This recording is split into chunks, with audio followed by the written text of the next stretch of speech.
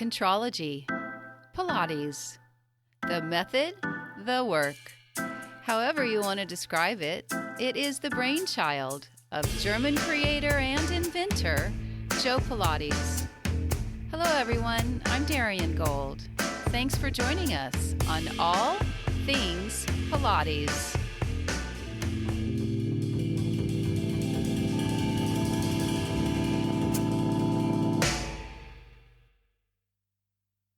I'm sure you've seen many of the archival photos of Joe Pilates in books or studios or even on t-shirts. But you may not be so familiar with the person behind the lens or how he found his way to Joseph Pilates' studio. His name is Chuck Rapoport, and he is our guest today. Hello, Chuck. Welcome to the show.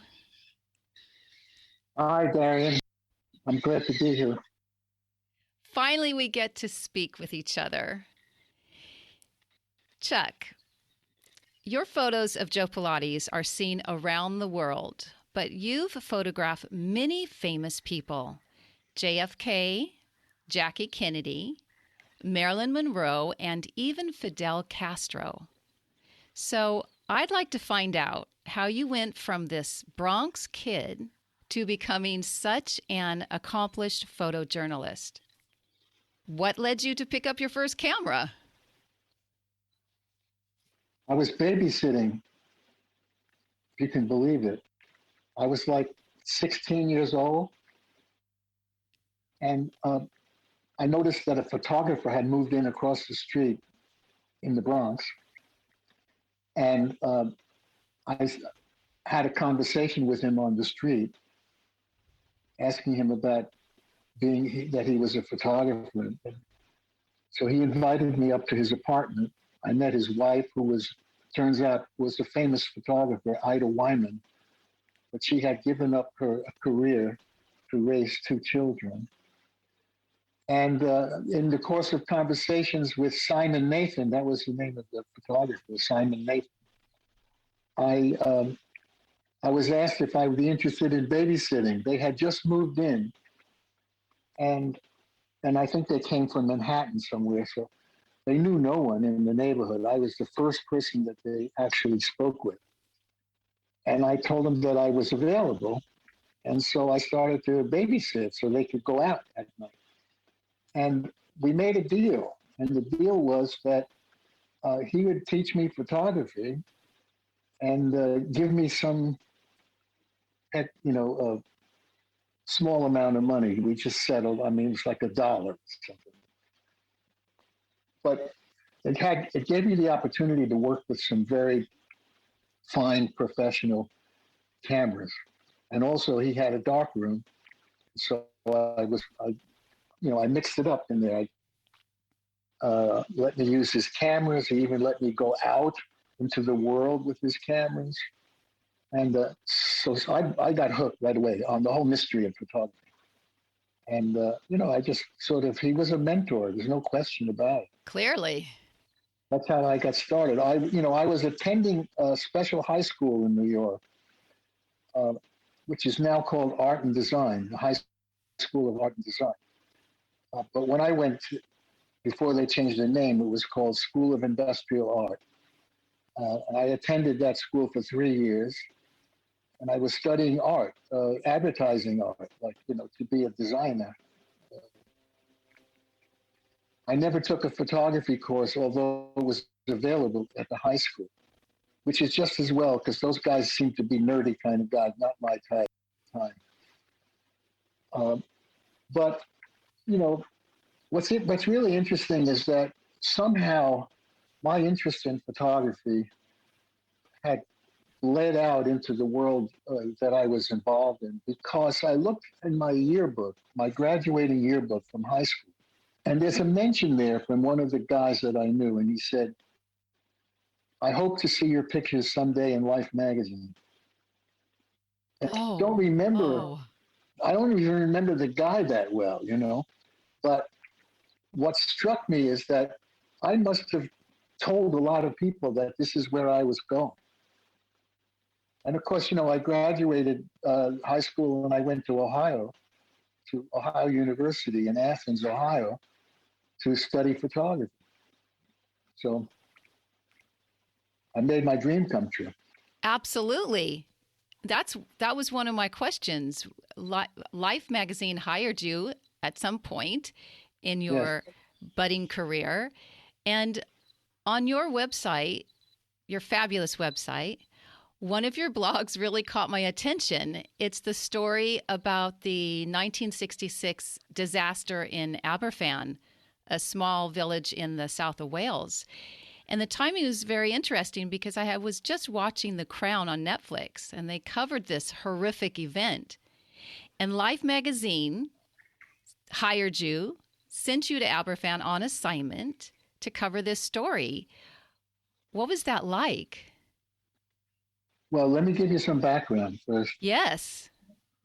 After leaving Ohio University, where I made some really very close friends, who were friends of mine for life, and who became really famous photographers. I mean, I was in a special graduating class from Ohio University where a number of us, coming from all different walks of life, descended on New York because I was returning, but they came to New York. They all stayed at my mother's apartment.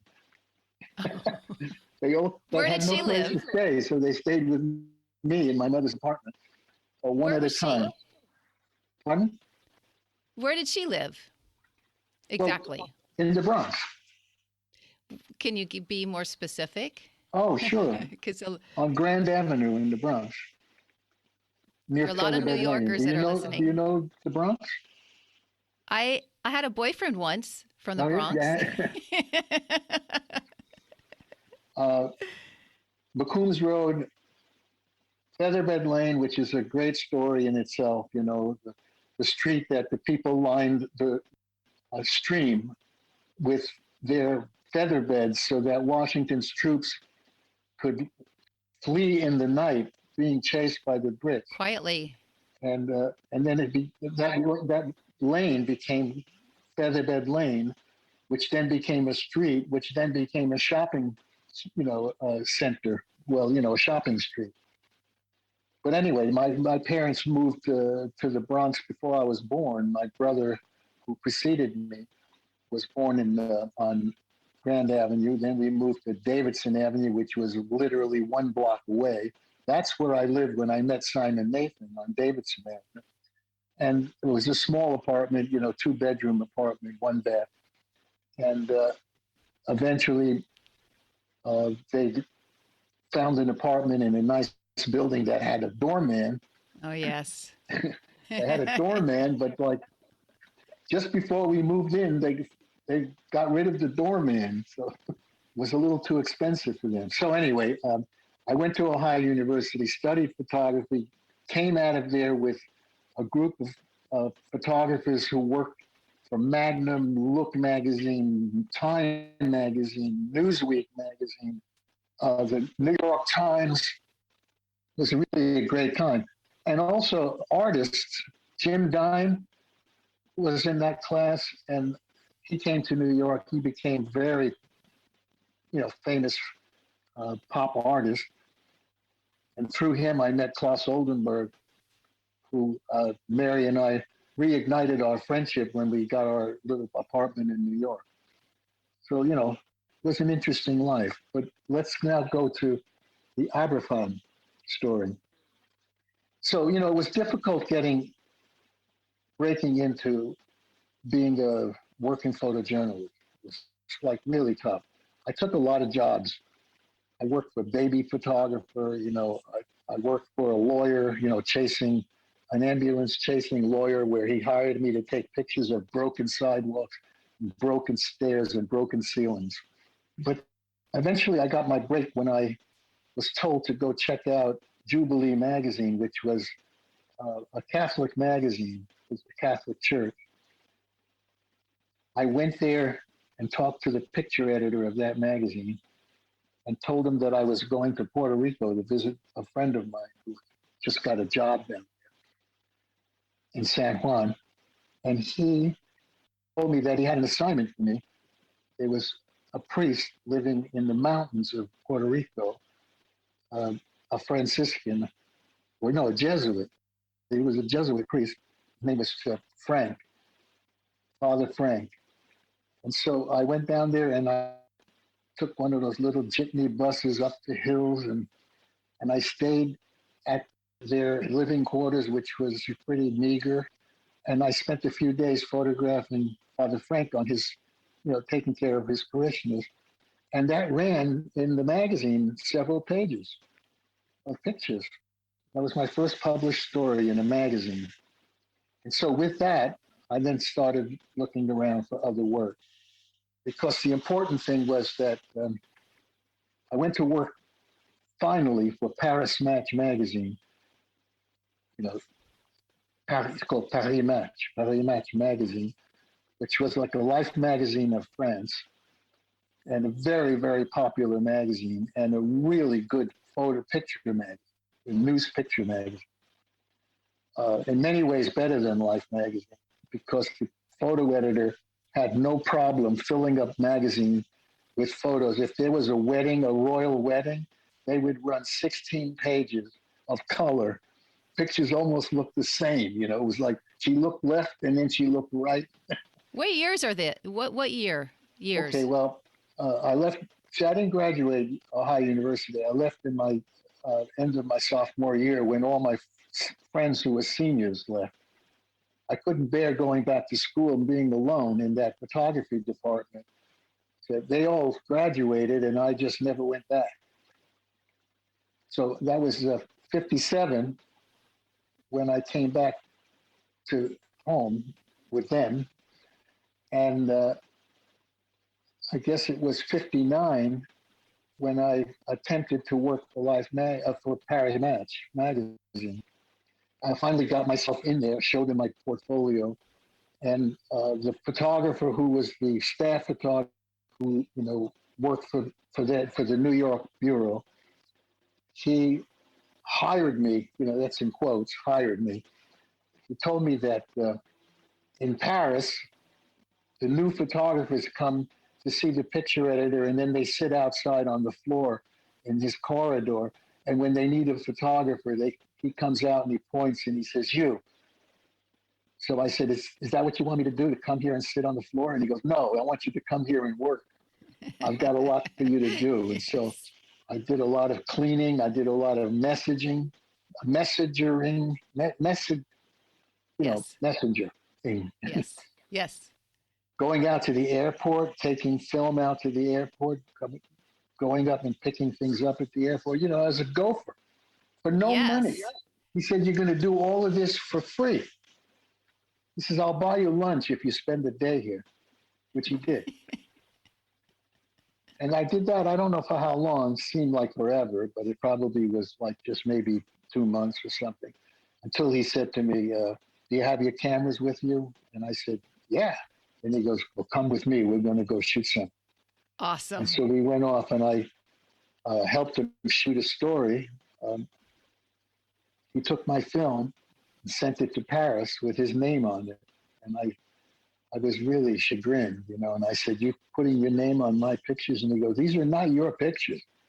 These are my pictures. You're just an extra camera." That was a hard lesson. So, and then eventually I got a break. They needed somebody to go to Philadelphia and cover the USSR, United States Olympic, pre-Olympic trials. Just before the Olympics, they had a big track meet. And I went down there and photographed one of the American runners who was favored to win the 10,000 meter race, and he collapsed in front of me on the track. And I photographed his whole collapse, his attempting to get up, his fainting, the whole thing. And when I got back to New York, my boss said that, "I hope you got pictures of that guy, Bob Soft." And I said, "I did." I said, "He collapsed right in front of me." And they ran 2 pages in Paris Match, 6 photos. That was like the first photos of a major magazine. But the great part of that story is, and this is written on my blog, by the way, this whole story. the great part of that story is they had a teletype machine in the office that Paris would send them messages. And so my pictures were sent to Paris of Bob Saw. And then at one point, the teletype came alive, and one of the reporters who worked there was looking at the paper as it came out of the machine, and he showed it to me. He said, Chuck, come over here. And I went over and I looked, and it was written in French, which I didn't understand at that time. But what it said was, Bob Soth collapsing on the track, 2 pages. Who is Rapoport? They had no idea who I was. Apparently, my boss, Paul, had never told him that he, obviously, when he sent my film in those other projects, he took it as his own. But this time it went under my name because it was my assignment. Who, in French they say qui est Rapoport? Who is Rapoport? Which is going to be the title of my book if I ever write. Okay, so then I worked for them for several years, more and more and more until I became a Paris Match photographer. I covered the war in the Dominican Republic, and I traveled around the country. But I still had, my aim was still to work for Life magazine. I mean, that was from the very beginning. I wanted to work for Life magazine. Very, very difficult. I would go up there, and the only person I could actually talk to was a woman editor called the Contributions editor.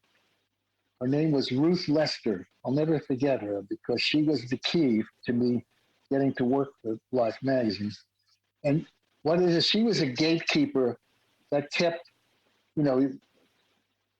photographers who would, showing up saying, I want to work for Life magazine. She was the gatekeeper, basically treating them nicely and weeding out ones who had no potential from the ones who had potential. And she was the one who was instrumental in me finally going to see Joe Pilates, because I went to see her, a half a dozen times, bringing film of local news events. She promised me that she would have my film developed by the Life Lab, and that if there's anything in my film that was, worthy of the magazine, they would publish it, and then she would give me back more film, So I was getting processing and film for free from her. At one point, I was sitting in her office. I had my portfolio with me because I was off to see other potential people. And she said to me, have you ever met with Buddy Bloodgood at Sports Illustrated? And I said, no, who is he? She goes, well, he's the assistant photo editor, and he likes to talk to young writers. She said, let me get on the phone. So she picked up the phone and she called Buddy up. And she said, I have a young photographer here with a lot of potential. I think you should talk to him. He said, send him down. So I went, Sports Illustrated is a Time Life publication. So they're all in the same building. Time Magazine, Sports Illustrated, Life Magazine. So I went down to see Buddy, and he looked at my photos, and he said, you're not a sports photographer. And, and I was a little indignant. And I said, well, how do you know that? He says, how do I know it? I'm looking at your pictures. You don't have any sports pictures. So I said, yeah, but I could do it. So, then he said to me, what's your favorite team? And I said, oh, the New York Yankees. I'm from the Bronx. And he said, yeah, when was the last Yankee game you went to? And I said, oh, well, it was about 2 years ago. I went with my dad. And he goes, yeah, well, he said, you see, sports photographers, they love sports. They love it. And if they weren't taking pictures, they'd be sitting there watching the game. So he said, that's why I know you're not a sports photographer. But I love your pictures of people. And I could use you because some of my sports photographers can't take pictures of people unless they're jumping to a hoop or throwing a ball. So he sent me on an assignment to photograph the marble tournament, the national marble tournament. These are all like 11-year-old kids, boys and girls, the best of the best, all coming to New Jersey to shoot marbles for the championship. And I went there and I did a really good job, and I got 2-page published in Sports Illustrated. You were getting closer and closer. And then, I did another couple of assignments for them, like similar, just people, not the actual sporting event. And then I got drafted. I got my draft notice in 1961. Yeah, 1960. I was engaged to Mary at the time. And you remember historically, the Berlin Wall went up. It was Khrushchev, Khrushchev, put up a wall across Berlin. And our President Kennedy said, that he had to show some show of force. And so he drafted 250,000 men into the military in 2 months. I never would have been drafted if it hadn't been for that incident. But I got drafted. I was 24 years old. I was like an old man already. I was older than my company commander in basic training. He was 23. I was 24. But I got drafted, and I gave notice to any of my clients, including Buddy Bloodgood, that I was going into the Army and I wouldn't be available probably for 2 years. And then I got a call in October of 1961 from Buddy Bloodgood. I answered the phone and he said, Chuck, are you in the Army yet? And I said, no, I'm still here. I said, I don't leave for like 8 days. And he goes, good, I got an assignment for you. Some guy in New York, he said, over on 8th Avenue. He's got some kind of fitness gym.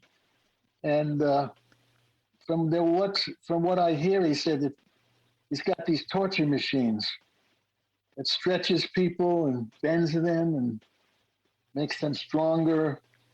And one of our writers, a freelance writers, wrote an article about it, and we need illustrations. So we need you to go there and take photos of him doing what he does. Oh, yes. And so I went there, 1-day assignment. I went with a reporter from Sports Illustrated. And the rest is history, as you know. I spent the day there, and I shot 7 rolls of film. It was not an important assignment. It was just a routine assignment. I really liked this guy. I spent more time there than I needed to. People got there because they were injured, and they were lucky enough to have a chiropractor or an osteopath or somebody who knew what he did, and they would be sent to him for rehab. Also, the dance community, when they got injured, they were sent there. And Joe complained, though, because the model that he selected, that's in some of my photos, a beautiful young woman, was with American Ballet Theater. And I remember in the course of conversation with Joe, he said, I get a lot of dancers. He said, they come here hurt. He said, they should come here before they get hurt. No, he was serious. In retrospect, I laugh at it. At the time, I just nodded my head. I made a comment to him that I couldn't touch my toes. Oh. And he said, let me see. So I bent over. Maybe I got halfway between my knee and my ankle. And then he went down, he put his palms on the floor, And I couldn't believe it. I mean, he told me he was 80 years old. He actually, I think, was 78. But he told everybody he was 80. And he looked at me and he said, "How old are you?" I said, 24. He said, "You 24, me 80." And then he said, "You come back here," he said, "2 times a week." And he said, "And in 3 months, you'll be touching the floor like me." And I said, "Well, that would be nice, except I'm going in the Army in 8 days." And he goes, "Oh, that'd be good for you." Had you heard of Joe Yeah. Pilates before at that time? What happened is he wouldn't have, that wouldn't have happened if I hadn't proposed it. What happened is Buddy Bloodgood had a bulletin board behind his desk. And when I visited him, I noticed that there were photographs of all the photographers, that he worked with. Not the photos by the photographers, but photos of the photographers, and they were all comical to some degree. A photographer being lifted up in the air by some NFL lineman who could body press, 170 pounds easily, holding the photographer up in the air with the photographer holding his camera. So I wanted to get on his bulletin board. And this was my last chance before going in the Army. And so I had an epiphany while I was in this. And Joe took me into the room where the bednasium was. He got on there and showed me what he could do, and which I have pictures of him. But then I said, "I would like to get a picture doing that with you." And he said, "Okay." So I got on the bed with my trousers and shoes and I had, my shirt and tie. I took my sport coat off already. I wasn't working with it. But as soon as I got on it, I had handed my camera to the reporter to back up and take a picture of me. When Joe saw what's going on, he said, "Oh, no," he said, "if you're going to have a picture with me, you have to be in the trunks." So I said, "Well, I don't have any trunks." And he said, "I have trunks." And he did. He had a paper carton in the dressing room with a half a dozen or a dozen, I don't know how many, but there were all these trunks. I had to pull, they were white and black trunks. And they were basically Speedos, although they were made by Janssen, the Janssen bathing suit. They were bathing suits. Right. They were men's bathing suits. Right. And I just picked one up, a medium, and pulled it on. He took off all my clothes, put it on, came out. Were you laughing inside, or were you kind of? Yeah, I thought it was going to be funny. I said, "Oh, this will definitely make it to Buddy Bloodgood." The bulletin board. And so, I had picture taken. There are 2 pictures, that are important. One is me doing 100 with the roll down bar and looking fantastic. I mean, everybody who sees that picture thinks that I was a student of 10 years with Joe. And the other one is me with a neck stretcher on my head, where my legs are open askew, and I look like a jerk. And that's the one that Buddy Bloodgood took for his bulletin board. And then I went to the Army, and it wasn't until I got out of the Army and I finally got to Life magazine. How many hours did you? Oh, you know how? How long did you spend with Joe that day? Do you recall? Well, I was there like 2 hours before lunch, and then maybe 3.5 hours after lunch. I had to wait for Bob Wernick to show up to photograph him with Joe. He was the guy who wrote the article. He was a no-show for a while, and he came and he apologized. He got held up, but I didn't mind waiting there because Joe and I entertained each other. We had the thumb wrestling match. We had an arm wrestling match on the Cadillac, one on each side of the Cadillac, with our elbows on the Cadillac. Needless to say, he won. Yes. Easily. Um, you know, he smiled a lot, and but only in one of my photos, the one where Bob Wernick is standing on his stomach, is Joe is smiling. But otherwise, he was very dead serious in the picture. And it's interesting because I never knew Clara. She wasn't there. I didn't, she never appeared. She was absent the whole day. And when I was talking about that with Jay Grimes, Jay said to me, "Oh, Clara had a problem with Joe whenever there was a reporter or somebody. She hated to be around him because he used to tell stories. And they changed the stories. They were, embellish." So I said, "Oh, so he made up things." And he goes, "Well, he embellished." Right. So she didn't want to be around, hearing, because he told me a lot of stories nobody's ever heard before. Do you have one you can share? And there's no way to follow up. He told me that he had beaten up the Gestapo in Germany, and that he beat up 2 Gestapo goons who were trying to arrest him. And at the time, I accepted it. Now, historically, when I say we, whoever I talk to that's got some familiarity with Joe's life, tries to figure out when this could possibly have happened. And was it really the Gestapo, or was it the police, just the previous police to the Gestapo? But Joe went so far, when he told me that he beat up 2 Gestapo guys in a bar, who were eventually going to arrest him. He said they were questioning him. He was living in a hotel, so obviously he was visiting Germany, because he said that he went to his hotel to get his things after he beat them up and left Germany. I got on the train or something. I don't know how he get left. He split because he was a wanted man by that point. But I sort of challenged him. I said, how did you beat them up? I said, I didn't know that he never mentioned he was a boxer, but he did mention that he did acrobatics. I said, how did you beat, 2 Gestapo goons up?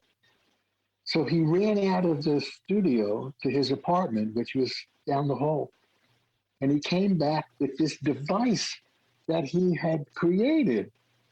And it was like, not brass knuckles, but as it would qualify as brass knuckles, it was a small piece of a pipe that he had in his hand. And from that pipe, there was 3 strands of beaded chain that came down from between his fingers. And at the end of these chain, these like 10 inches of chain, was a lead shot. Oh, he's creative. That you used in fishing, for sinkers. And he showed me that you could swing this thing, and that these lead shot would come and hit the person in the back of the head, and they would knock him out, So, and he took a swing at it with me, but he backed me up so he wouldn't hit me. But he showed me how, and I said, "Wow, that is such a dangerous thing," I tried to convince Ken Endelman to make Yes. make it. He said no. That he doesn't make weapons. How many photos did you end up taking, and then? Well, I took 7 rolls, and most of them were full. One of the rolls was a half roll. I mean, so there's like between 30 and 36 pictures on a roll. So, I'd say I took maybe 250 pictures, I think. Some of them were ruined by static electricity, and he had static electricity in his studio, and I didn't ground myself. All I needed to do was touch a reformer, or a Cadillac bar. But what happens when you have static electricity in the air and you wind your film quickly, it creates like a lightning streak on the film. So I ruined, maybe a couple of dozen pictures that I was able to fix through Photoshop. some of them, but most of them that were ruined were ruined. Did you own these photos because Sports Illustrated hired you, or do the photos belong to them? Photos belong to me. I was a freelance photographer with Sports Illustrated, so they had no copyright.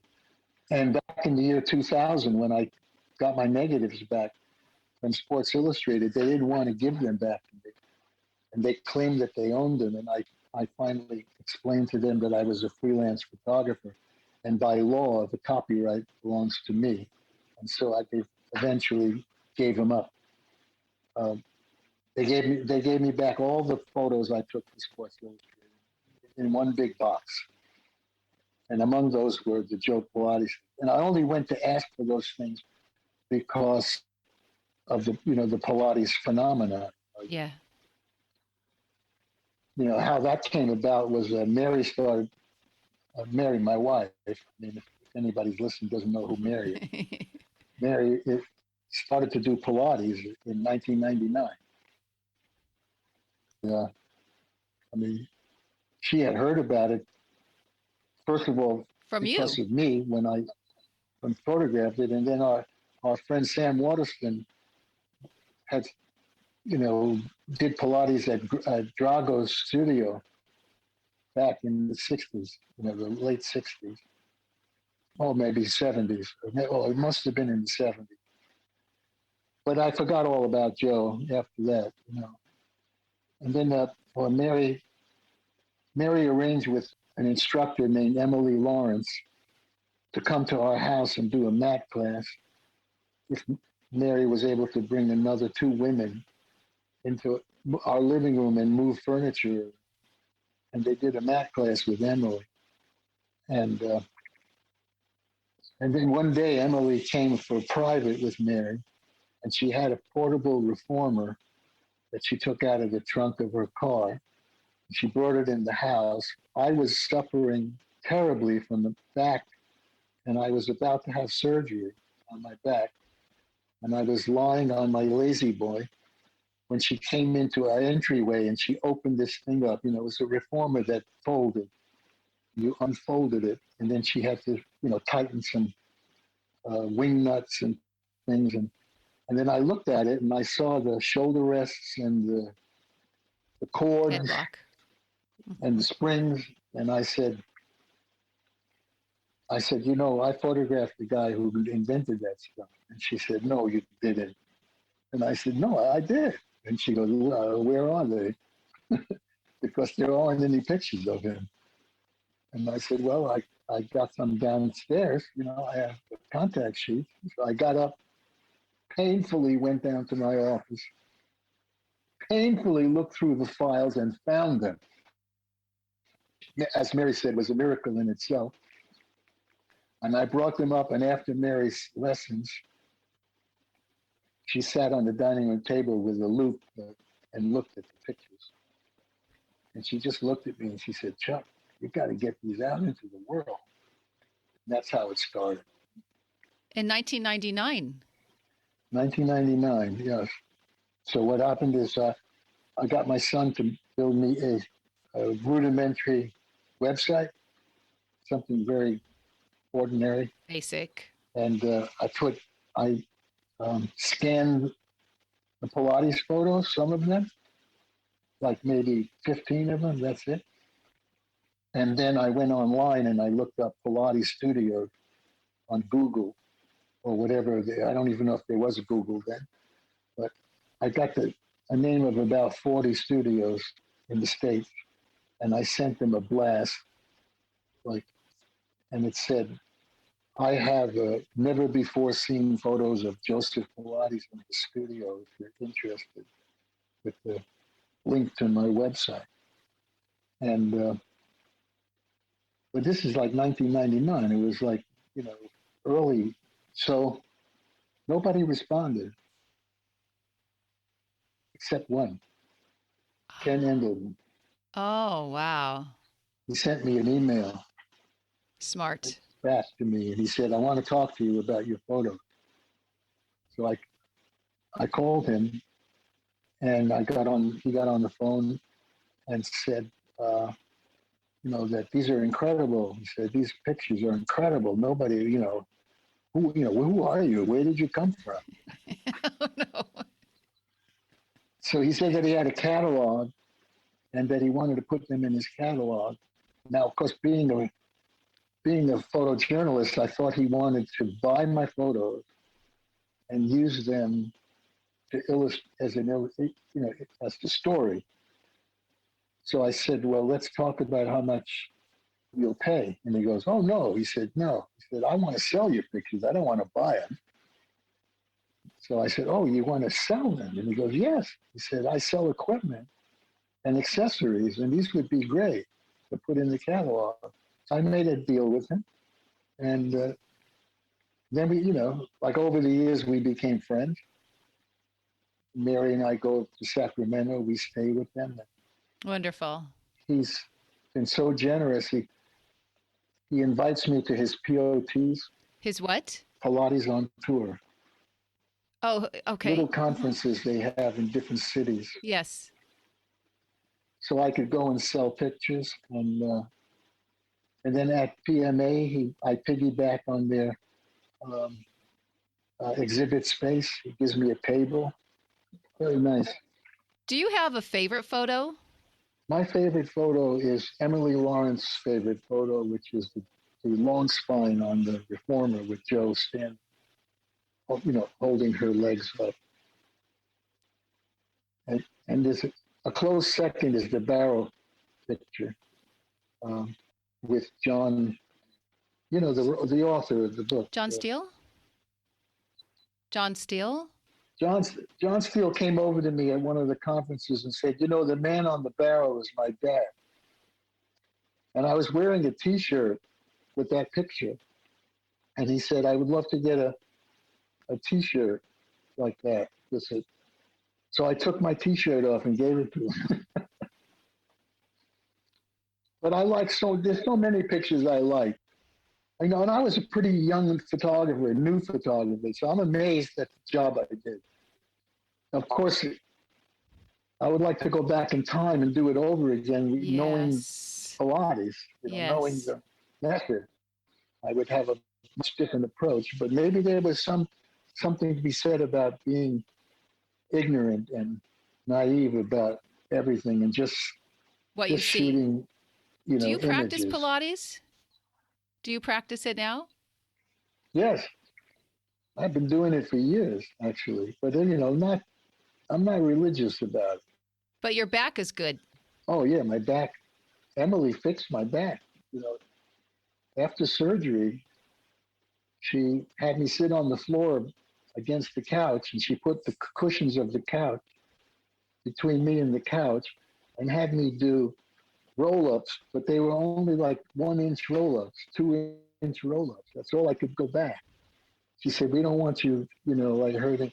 And then each time she came to visit, she would like take a pillow away, a cushion away, until finally I could lie down flat and come up with a roll-up. And then I started taking lessons at her studio. And where is her I studio? did that for 4 years. Where is her studio?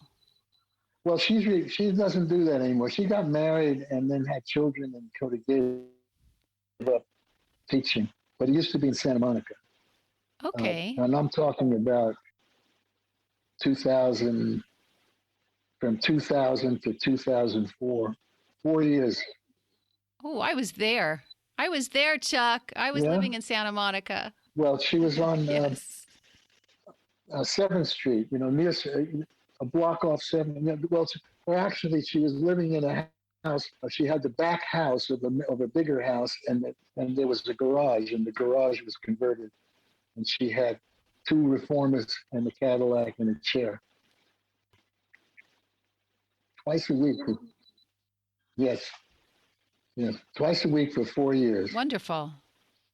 Then we gave that up, and I started studying Krav Maga. Whoa. Yes. So I did that for 4 years. And then... now you could wrestle Joe. Well, what happened was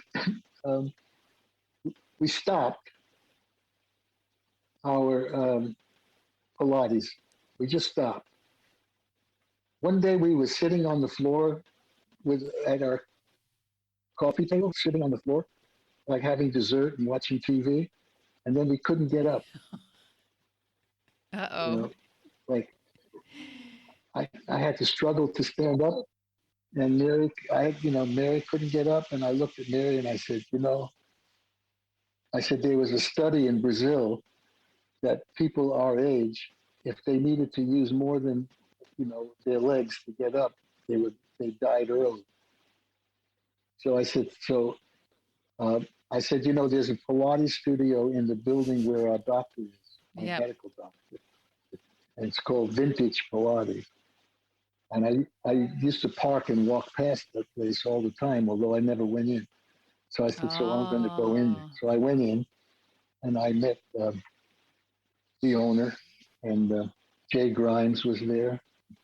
And then I started working there, working out with Mary too. We would go. I think we went once a week. I'm not sure. Andrea Maida. You know the name Andrea Maida? She was our instructor there. Yes. Our principal instructor. And then sometimes we met Ken Kresh there. He worked with us. And Dina worked with us. And Karen Frischman worked with us. So we had some good teachers. Yes. So we were there until they closed.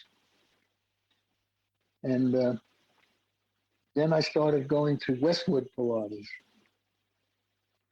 And I worked with Ken Kresh. We went there for a while. And then both Mary and I started to become a little infirm. And then it was more difficult to do it.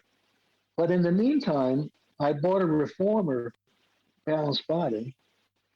And so I have a reformer with a tower.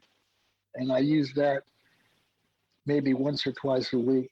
Different exercises. I don't do the order like that we did in the 1 hour sessions. Right. So, in fact, Jay Grimes encouraged me to not do that all the time. That I shouldn't do that without an instructor, next to me. But he said, you can do, 10 minutes. Many exercises, yes. In 10 minutes, absolutely. On your website, what's the name of your website, by the way? icrapoport.com. On your website, you have a special sale going on for just October of 2021. Is that correct? Yes. Can you tell us a little bit more? Well, it's Mary's 80th birthday, and it's special, very special. She didn't think she would actually live to see 80, and she suggested it. She said, "Why don't you have a sale?" She said, to celebrate my birthday, and I said, "Great, I'm going to do that." So the 12 by 17 inch photos are priced at $160 each. So I cut it in half to $80, and I'm offering 4 different photos. I mean, I couldn't do them all. So I just selected 4 photos, and you can see them on Facebook and Instagram. I got a number of people already. I'm sure. A dozen people have ordered the photos, most of them ordering all of them. And that's what I've been doing all day today is printing. Hey, everyone. As I said in the opening, Chuck Rapoport has had a very accomplished career as a photojournalist, and taking the famous photos of Joe Pilates was just one day in his life. I couldn't resist asking Chuck about a couple of other standout assignments. I started working for Life magazine doing some small local stories and then a couple of travel stories, where I actually went places out of the city, like, San Francisco and things like that. And then the Aberfan disaster happened. It happened, and I was watching it on television, and, 123 people died, 116 children, and then adults, a total of 100, I can't remember, 23 or 32. I'm a little dyslexic. They were killed in this avalanche that came down, crushed the school. And we had like a 5-month-old baby, and it affected me. So I went down to Life magazine and I went to see the managing editor, and I went in, and remember, I'm pretty new at Life magazine, and I suggested going to Aberfan to do a story about a town without children. Wow. And when he heard that, he reacted immediately, and he said, go. Trusted you.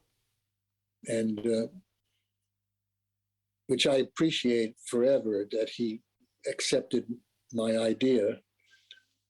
He took a shot with me, he took a chance. And I went there and I spent 5 weeks living in that village.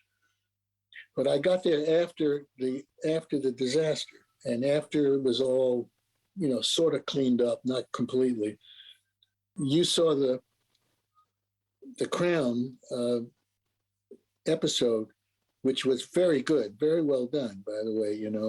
All of that chaos and grief was changed by the time I got there. There was no chaos anymore, just a lot of grief. Sure. And I lived in the pub upstairs, above the pub. I got a room that was very cold, no heat, and it was November. And the window looked out on the disaster site. I could see it from my window. And I was not welcomed at first, because the people hated the journalists that had come during the disaster. But I ingratiated myself to them, and I just kept taking pictures. And Life magazine ran a big story. So, what's happened because of that? I mean, I had a major exhibit at the National Library of Wales. And it was like 40 years after the disaster, 116 photographs in their main gallery. And then I had a book published, like a catalog of all the pictures. And then came the 50th anniversary in 2016, was the 50th anniversary. So I was invited back to Wales, and the University of Wales had a symposium about the coverage, different aspects of the coverage. And they had reporters and photographers there, and I was one of them. And the people of Aberfan know me, and they've made me an honorary citizen of the village. But I'll tell you, the most touching story out of this assignment was the John Collier story. So while I was there with the Life writer, we were told about this man who lost everything. His house was in the path of the avalanche. So his house was destroyed completely. And in it was his wife and his young child. And his older child, who was a high school student, ran back towards the house when this thing was happening and was killed, like on running back, just overwhelmed. So he lost everything. And so we arranged to meet with him. We went to his sister-in-law's house. I think it was his sister-in-law, brother's house. And he was there. He was wearing a dark black suit and a white shirt. And he was sitting in a room that had a photo of him, of he and his wife. It was the only picture. And it belonged to the people in their home, like the family picture. So we sat and we listened to his story. And I started to cry. He was weeping, sometimes really sobbing, as Jim Hicks, the writer, kept interviewing him and pulling out stuff. And I hadn't taken a photo. And Jim Hicks was looking at me like, and saying, like indicating, like with his head, go to work. Yeah. So finally I looked and I said, John, I would like to take a photo of you if it's all right. And he looked at me and he said, oh yeah, man, it's your job, man. Do it. It's your job. So I took pictures of him, which ran in the magazine, Life magazine. and with the story It was the right about thing. him. Beautiful. Yeah. As a working photojournalist, there are times I used to shut off my feelings and say, screw it, I'm going to shoot it. But I was like in this guy's space. He's crying. My tears are running down my cheeks. And I just couldn't bear having him look at me and say, stop, So I asked for permission. Beautiful. And he gave it to me. What's interesting, though, is that remembering that he gave me permission to photograph him, that years later, almost 40 years later, I got an email, and the woman wrote this email, said, I'm John Collier's daughter. Well, I got a shot went down my spine. John Collier lost everything, Well, she explained to me that her mother, who was American living in Brussels, had seen the copy of Life International with the story about John Collier. And she had to meet him. So she arranged to meet him. And a love affair happened, and they got married, and she was the issue of this marriage. And so it occurred to me that John Collier's permitting me to photograph him changed his life. And that's like the power of photography, the power of photojournalism, the power of journalism. There's so much there. But Chuck, it was you, and you were there at the right time, which seems to have happened many times throughout your life. You're at the right place at the right time. Your intention was pure and focused. You got Life magazine, for Pete's sake. That's what you told everyone when you were a kid. Right. Well, Mary always says, she said, Chuck, you always made your dreams come true. When the magazines all started folding and I realized there was no future at being a photojournalist anymore for me, I decided that I would write a script. And so I wrote a script. I sold the script. I became a screenwriter. Amazing. And, 35 years in Hollywood. It's amazing. Writing for television. But you're so not Hollywood at all. I lived there. I know what Hollywood looks like and sounds like. Chuck, we're running out of time. Okay. And I just have been dying to ask you this one question because there's a little bit of a backstory. I don't know if a lot of people know.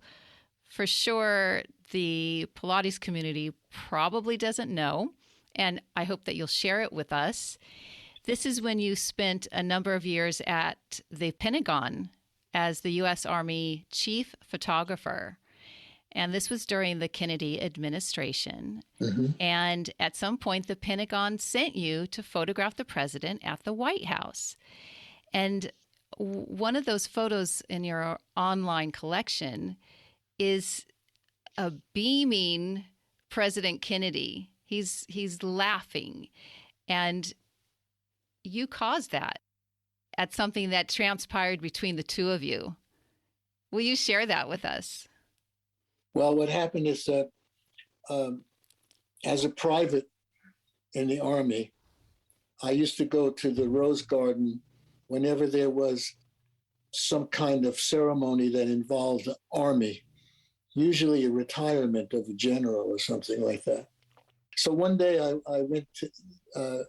one day I was there, and I didn't get the photo of him shaking hands with the general.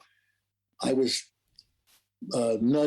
pushed by an inconsiderate photographer just when I was ready to take my picture, and I didn't get that picture, And Kennedy had noticed it at the time. So because I had a name tag and he had seen me there several times, he said, did you miss that photo, Private Rapoport? And I said, yes, sir, I did. And he turned to the general and he said, called him back. He said, one more time for Private Rapoport. So the general returned and they shook hands just for me, like, looking at me. And I took the picture, and and he said something like, you got it now? Well, for several times after that, he would use me as a brunt of a joke. And so he would say things like, lens caps on, Private Rapoport, Teasing you. He teased me. And so we had this relationship, but I was like flattered that he knew who I was. Then he and Jackie Kennedy went to France. And while they were there, Jackie went to the cultural minister of France, André Malraux, his name was, a writer. He was a famous French writer who became cultural minister. And she met with him, and she said, what would be wonderful is if you were to arrange to have the Mona Lisa brought to America, so that Americans who never can go to get to France could see the original painting, the Mona Lisa. Well, they did. They worked it out, and the Mona Lisa came on the France. That was the name of the ship, a cruise ship, a steamship, the France. And they put it at the National Gallery of Art in Washington, D.C. And I was still in the Army when that happened. And so I got a call from Paris Match, and they asked me if was it possible for me to work for them when the ceremonies and the story was happening. So I got permission from the Army. I went to my bosses at the Army, and I told them that this was a great opportunity for me to make some money. And they said yes. So I went to work for Paris Match for a few days. And then Paul, the guy I worked for, who started me off there, he told me that he couldn't make it to the French embassy for the big gala with the president, and that I should go. I should rent a tuxedo, and I should go and get pictures. And that he told me to go to the French embassy with my press credentials, and to go to the kitchen entrance and go into the kitchen and wait there for Madame Alphonse. She was the French ambassador's wife. So I waited in the kitchen with my camera bag and my tuxedo. And then this beautiful woman came in, dressed fabulously. And she walked up to me and she said, "Vous êtes le photographe pour Paris Match?" And she said, "Are you the photographer for Paris Match?" And I said, "Oui." I didn't speak very much French, but I knew that. And then she said to me in French that I should follow. I recognized that word, suivre, suivez le président et moi. And then she took me into the dining room, like it was a big dining room, and it was empty, but the tables were all set. And she planted me there, and she said that the White House, la Maison Blanche, interdit, forbidden for the photographers to be in this room, but you can stay. So she left me, and then she went out into the entryway. And when Kennedy arrived with Jackie and Bobby and Teddy and the whole family, and they did all their photo op out in the hall, the entryway by the main stairway. I mean, the French embassy was fabulous. It was a mansion. And then the doors opened up, and in walked all the people, and people had been arriving while I was there. Wow. French diplomats, French generals, all that. And then she came in with President Kennedy, and she walked him through the room, introducing him to everyone. This is the general, this is, and I was walking backwards, taking pictures of her and Kennedy as she had instructed. And he kept looking at me and recognized me. And she looked at him and realized that he had reacted to me. So she felt she had to explain me. And in English, she said, "Excuse me, Mr. President, but this man had come all the way from Paris for a Paris Match, and I could not say no to him." And he started to laugh because it was such a bullcrap story. And because she was introducing me, I shook his hand. And then as soon as I let go of his hand, I picked up my camera and snapped a picture that you see where he is laughing. And she didn't have any clue as to what was happening. And then later when I took a cab home, I was sitting in the taxi cab, and my elation or whatever feelings I had about that interchange started to slowly drift towards doom. And I started to think, what if he thinks that I lied to her?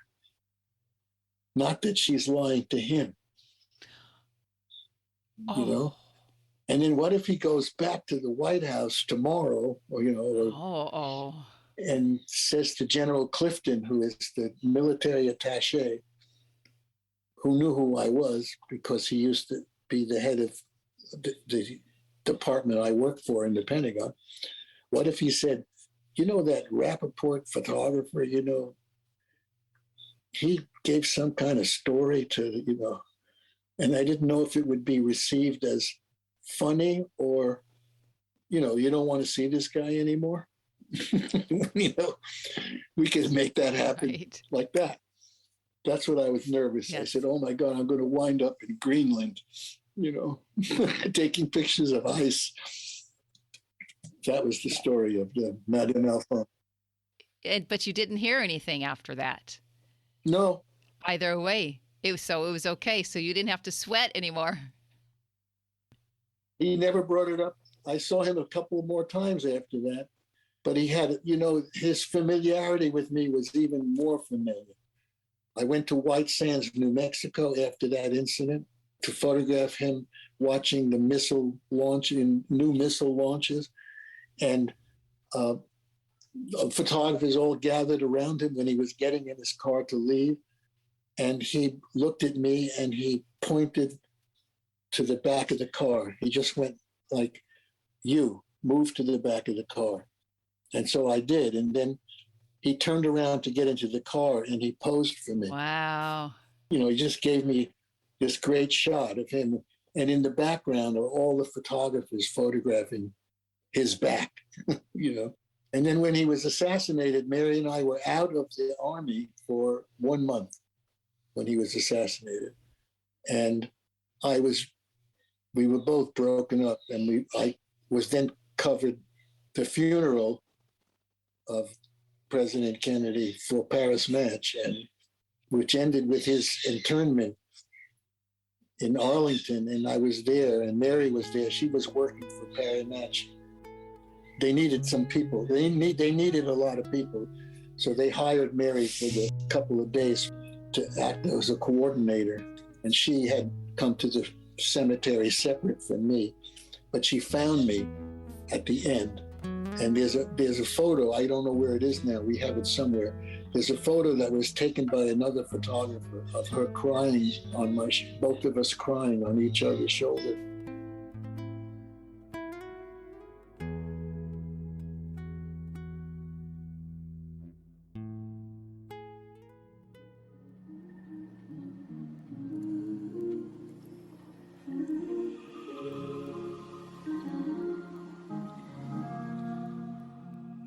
At the end of each episode, I introduce one of my students who share how Pilates has impacted his or her life.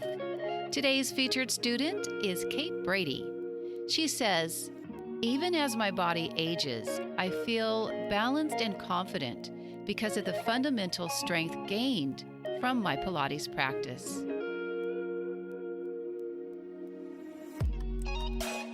All Things Pilates is created, edited, produced, and hosted by me, Darian Gold. Mastered audio mix by Fabian Romero. I'd really like to thank again those of you who are leaving reviews, and I always welcome your comments or suggestions anytime. You may be traveling again. And if so, why not take one or both of my apps along with you? Stay in condition in your hotel, Airbnb, and heck, even in your tent. In fact, that's why I produced my apps, for your convenience. And think of it this way. For less than the cost of a latte, you can have unlimited time with me. There are links to the apps on my website, DarianGold.com.